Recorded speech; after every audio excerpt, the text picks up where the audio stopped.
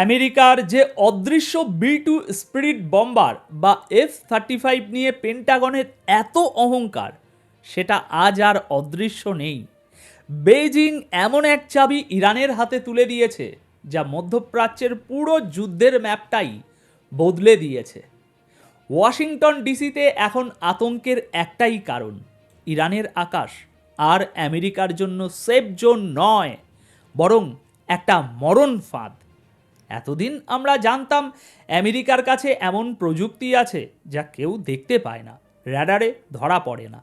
তারা আসতো, বোমা বর্ষণ করত এবং দিব্যি চা খেতে খেতে চলে যেত। কিন্তু খেলাটা এখন ঘুরে গেছে। আজকের প্রথম বড় ব্রেকিং, চায়না সরাসরি ইরানকে আমেরিকার অত্যাধুনিক স্টেলথ ফাইটার জেট এবং বম্বারগুলোকে চিহ্নিত করার এবং ধ্বংস করার রিয়েল টাইম টেকনোলজি বা র্যাডার সিস্টেম সরবরাহ করেছে। এর মানে কি জানেন? আমেরিকার $1 ট্রিলিয়ন প্রজেক্ট এখন আবর্জনার ঝুড়িতে। দর্শক, প্রথমেই আসি সবচেয়ে বড় খবরটিতে। চায়না ইরানকে কি দিয়েছে? খবর আসছে বেইজিং তেহরানকে এমন সব স্যাটেলাইট ইনফরমেশন এবং অ্যান্টি স্টেলথ র্যাডার টেকনোলজি দিয়েছে যা এর আগে কোনো নন নিউক্লিয়ার পাওয়ার দেশের কাছে ছিল না। আচ্ছা, ব্যাপারটা একটু সহজ করে বলি। আমেরিকার গর্ব হলো তাদের B2 বম্বার এবং F-35 ফাইটার জেট। এগুলোকে বলা হয় স্টেলথ, অর্থাৎ এগুলো র্যাডারে ধরা পড়ে না। আমেরিকা ভেবেছিল তারা এই প্লেনগুলো পাঠিয়ে ইরানের নিউক্লিয়ার ফেসিলিটিগুলো ধুলোয় মিশিয়ে দিয়ে আসবে, আর ইরান টেরও পাবে না। কিন্তু খেলাটা এখানেই ঘুরে গেছে। ইরান চায়নার কাছে সাহায্য চেয়েছিল, বলেছিল আমাদের এমন চোখ দাও যা দিয়ে অদৃশ্যকে দেখা যায়। চায়না সেই চোখ আজ দিয়ে দিয়েছে। রিপোর্ট অনুযায়ী চাইনিজ স্যাটেলাইট এখন আমেরিকার এয়ারক্রাফট ক্যারিয়ার কোথায় আছে, কোথা থেকে তাদের জেটগুলো টেক অফ করছে এবং কোন রুট দিয়ে আসছে তার রিয়েল টাইম ডেটা সরাসরি ইরানের মিসাইল কমান্ড সেন্টারে পাঠাচ্ছে। যদি সত্যি ইরানের হাতে চায়নার তৈরি এই অত্যাধুনিক অ্যান্টি স্টেলথ র্যাডার পৌঁছে গিয়ে থাকে, তবে আজ থেকে মধ্যপ্রাচ্যের আকাশে আমেরিকার দাদাগিরি শেষ। কারণ একবার যদি র্যাডারে প্লেনটি লক করা যায়, তবে একটি সাধারণ মানের মিসাইল দিয়েও 1000 কোটি টাকার প্লেন নামানো সম্ভব। আর ঠিক এই ভয়টাই এখন পেন্টাগনকে কুড়ে কুড়ে খাচ্ছে।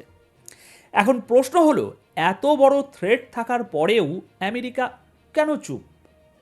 ডোনাল্ড ট্রাম্প কেন এখনও গ্রিন সিগন্যাল দিচ্ছেন না? দেখুন, নেতানিয়াহু পাগল হয়ে গেছেন। ইসরায়েলি মিডিয়া চিৎকার করে বলছে অ্যাটাক করো, এখনই সময়। ইসরায়েলের আর্মি চিফ ওয়াশিংটনে গিয়ে বসে আছেন শুধু একটা স্বাক্ষরের অপেক্ষায়। কিন্তু ট্রাম্প, তিনি একজন ব্যবসায়ী, তিনি লাভ ক্ষতির অঙ্কটা এখনও কষে যাচ্ছেন। ট্রাম্পের টেবিলে এখন রোজ নতুন নতুন প্রপোজাল আসছে, কিন্তু তিনি জানেন যদি আমেরিকার B2 বম্বার আগের বারের মতো এবার আবার ইরানের আকাশে ঢোকে এবং এই চাইনিজ র্যাডারের সাহায্যে ইরান সেটাকে গুলি করে নামিয়ে দেয়, তাহলে কি হবে ভাবুন তো। আমেরিকার যে ইনভিজিবল সুপার পাওয়ার ইমেজ, সেটা কাঁচের ঘরের মতো টুকরো টুকরো হয়ে যাবে। যে মুহূর্তে বিশ্ব দেখবে আমেরিকার গর্বের প্রতীক ধ্বংস হয়ে ইরানের মাটিতে পড়ে আছে, সেই মুহূর্ত থেকে আমেরিকার গ্লোবাল ডমিনেন্স বা বিশ্ব মোড়লগিরি শেষ হয়ে যাবে। এটা শুধু একটা প্লেন ধ্বংস হওয়ার ঘটনা নয়, এটা আমেরিকার অহংকারের মৃত্যু হবে। আর ট্রাম্প এই ঝুঁকিটা নিতে চাইছে না। তিনি জানেন নেতানিয়াহু নিজের গদি বাঁচাতে আমেরিকাকে যুদ্ধে জড়াতে চাইছেন, কিন্তু ট্রাম্প আমেরিকার পতনের কারণ হতে চান না। আরেকটা ভয়ানক দিক বিবেচনা করুন। আমেরিকা তাদের এয়ারক্রাফট ক্যারিয়ারগুলোকে মধ্যপ্রাচ্যের সাগরে মোতায়েন করেছে। এগুলো এক একটা ভাসমান শহর, হাজার হাজার মেরিন সেনা, 90টিরও বেশি যুদ্ধ বিমান এর ওপরে থাকে। চায়না ইরানকে শুধু র্যাডার দেয়নি, দিয়েছে হাইপারসনিক মিসাইল টেকনোলজি এবং সলিড রকেট ফিউল। এখন কল্পনা করুন, আমেরিকা আক্রমণ করলো, পাল্টা জবাবে ইরান যদি তাদের 5000 ড্রোন এবং 200 হাইপারসনিক মিসাইল একসাথে ওই এয়ারক্রাফট ক্যারিয়ারের দিকে ছুড়ে মারে, আমেরিকার ডিফেন্স সিস্টেম হয়তো 100টা আটকাবে, 200টা আটকাবে, কিন্তু যখন ঝাঁকে ঝাঁকে ড্রোন আর মিসাইল ধেয়ে আসবে তখন তাদের আয়রন ডোম বা প্যাট্রিয়ট সিস্টেম ফেল করতে বাধ্য। একে বলে সোয়াম অ্যাটাক। যদি একটা এয়ারক্রাফট ক্যারিয়ার ডুবে যায় তাহলে কি হবে?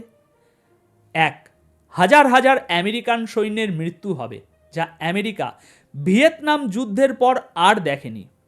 2, F-35, F-18 মতো 90টি জেট সাগরে তলিয়ে যাবে।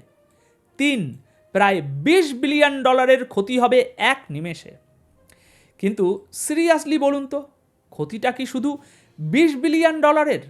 আমি বলবো না। এই ঘটনার 10 মিনিটের মধ্যে ওয়াল স্ট্রিট ধসে পড়বে, গ্লোবাল মার্কেট ক্র্যাশ করবে, বিশ্বজুড়ে হইচই শুরু হয়ে যাবে, তেলের দাম এমন জায়গায় যাবে যে আমেরিকার অর্থনীতিতে $10 ট্রিলিয়ন ধাক্কা লাগবে। ট্রাম্প এই অঙ্কটা কষে ফেলেছেন, তাই তিনি ইসরায়েলের ফাঁদে এত সহজে পা এখনও দিচ্ছেন না। আপনাদের একটা সাম্প্রতিক ঘটনার কথা মনে করিয়ে দিই। এই 2 দিন আগের ঘটনা, আমাদের চ্যানেলেই সংবাদ দেখেছেন। একটি ইরানি ড্রোন সাগরের উপর দিয়ে আমেরিকার ওই জাহাজের দিকে আসছিল। সেটাকে আটকাতে আমেরিকা কি করলো? তারা তাদের সবচেয়ে দামি ফাইটার জেট F-35কে পাঠালো ওই ড্রোনটাকে ধাওয়া করতে। ভাবুন একবার, কয়েক হাজার ডলারের একটা ড্রোনকে মারার জন্য $100 মিলিয়ন জেট ওড়াতে হয়েছে। তাও আবার F-35কে ওই ড্রোনের পিছনে ঘুরতে হয়েছে, ওয়ার্নিং দিতে হয়েছে। শেষে যখন ড্রোনটি ধ্বংস করা হলো তখন জানা গেল ওটা ছিল একটা ওয়ান ওয়ে মিশন। অর্থাৎ ইরান শুধু চেক করছিল আমেরিকা কতটা নার্ভাস। ইরান প্রমাণ করে দিয়েছে আমেরিকার এই হাইটেক খেলনাগুলো আসলে এখন বোঝা হয়ে দাঁড়িয়েছে। লেজার ওয়েপেন দিয়ে ড্রোন মারার কথা ছিল, কিন্তু বাস্তবে F-35 ওড়াতে হচ্ছে। এটা আমেরিকার জন্য সামরিক দেউলিয়াত্বের লক্ষণ। যদি একটা ড্রোন মারতে এত কসরত করতে হয় ভাই, তবে যখন 500 ড্রোন আসবে তখন আমেরিকার পাইলটরা পালাবে কোথায়? মনে রাখবেন, যখন সবাই ভাবছে ইরান চাপে পড়ে রাজি হবে, তখন ইরান উল্টো ধমক দিচ্ছে। ইরান স্পষ্ট বলে দিয়েছে, তোমরা কে হে? আমাদের মিসাইল আমাদের আত্মরক্ষা। গাজাকে তোমরা ধ্বংসস্তূপ বানিয়েছ, এখন আমাদের বলছো তলোয়ার ফেলে দিতে? অসম্ভব। ইরান এটাও বলে দিয়েছে, মধ্যস্থতা করতে ওমান বা কাতারকে ডাকার দরকার নেই। কথা বলতে হলে সরাসরি আমেরিকার সাথে কথা হবে, এবং মিসাইল নিয়ে কোনো কথা হবে না। কথা হবে শুধু নিউক্লিয়ার ইস্যুতে। মানে ইরান জানে তাদের হাতে এখন চায়নার দেওয়া শক্তি আছে, তাই তো তারা আর ভয় পাচ্ছে না। এখন সবশেষে যে বিষয়টি আমেরিকাকে সবচেয়ে বেশি ভীত করে তুলেছে তা হলো তাদের পাইলটদের নিরাপত্তা। যদি ইরানের অ্যান্টি স্টেলথ র্যাডার কাজ করে যায় এবং আমেরিকার কোনো একটা F-35 বা B-2 বম্বার গুলি করে নামানো হয়, আর সেই পাইলট যদি ইজেক্ট করে ইরানের মাটিতে নামে, তবে কি হবে বলুন তো? তবে ইরান সেই পাইলটকে লাইভ টিভিতে দেখাবে, তাকে বন্দি হিসাবে দুনিয়ার সামনে উপস্থাপন করবে। আমেরিকার মতো সুপার পাওয়ারের জন্য এর চেয়ে বড় অপমান আর কিছু হতে পারে না। অতীতে আমরা দেখেছি আমেরিকানরা তাদের সৈন্যদের বন্দি দশা একদম সহ্য করতে পারে না। এটা যে কোনো মার্কিন প্রেসিডেন্টের গদি উল্টে দেওয়ার ক্ষমতা রাখে। ইরান এবার শুধু ডিফেন্সিভ মুডে নেই, তাদের জেনারেলরা খোলাখুলি বলছেন এবার আমরা ছাড়ব না। তাদের টার্গেট শুধু প্লেন ধ্বংস করা নয়, পাইলট ক্যাপচার করা। আর এই পাইলট ক্যাপচারের ভয়টাই পেন্টাগনের হাত পা বেঁধে রেখেছে। এখন সবশেষে একটা কথা পরিষ্কার, এই যুদ্ধটা আর শুধু ইসরায়েল বনাম ইরান নেই, এটা এখন টেকনোলজির যুদ্ধ, যেখানে পর্দার আড়ালে আসল কলকাঠি নাড়ছে চায়না। চায়না চায় না ইরান মরুক, কারণ ইরান হারলে পরের টার্গেট হবে চায়না নিজেই। তাই বেইজিং তার সর্বশক্তি দিয়ে ইরানকে একটা দুর্ভেদ্য দুর্গ বানিয়ে দিয়েছে। আমেরিকা ফাঁদে পড়েছে, সামনে এগোলে সর্বনাশা যুদ্ধ আর অর্থনৈতিক ধস, আর পিছিয়ে আসলে সুপার পাওয়ার যে তকমা সেটা হারাবে। এখন আপনাদের কাছে আমার প্রশ্ন, আপনার কি মনে হয় আমেরিকার এই অত্যাধুনিক স্টেলথ প্রযুক্তি কি আসলেই চাইনিজ র্যাডারের কাছে হার মানবে, নাকি ট্রাম্প শেষ মুহূর্তে কোনো বড় সারপ্রাইজ দেবেন? নিচে কমেন্ট করে আপনাদের মতামত অবশ্যই জানান। জিওপলিটিক্সের এমন নিরপেক্ষ বিশ্লেষণের জন্য আমাদের চ্যানেলটি এখনই সাবস্ক্রাইব করুন এবং বেল আইকনটি প্রেস করতে ভুলবেন না। দেখা হচ্ছে পরের ভিডিওতে, ততক্ষণ চোখ রাখুন বিশ্ব রাজনীতির দাবার বোর্ডে। ধন্যবাদ আপনাদের সকলকে।